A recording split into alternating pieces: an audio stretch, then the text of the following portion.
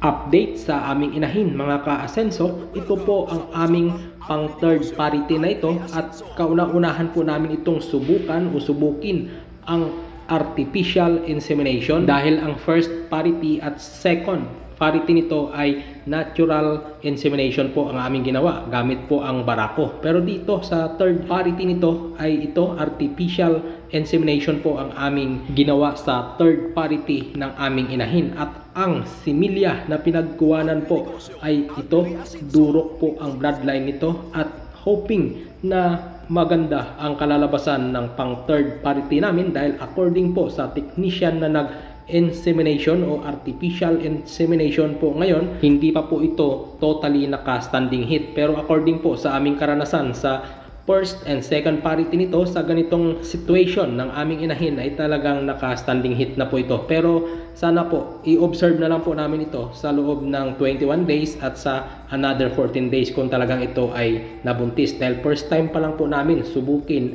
ang artificial insemination, sana maganda po ang kalalabasan nito. Pero tuloy-tuloy na artificial insemination na po ang aming gagawin dahil nga po may darating po kami dito kung papalarin na F1 na gagawin po naming inahin. Sa mahihilig sa inahin, abangan po ninyo kung magkano ang presyo ng F1 na aming bibilhin.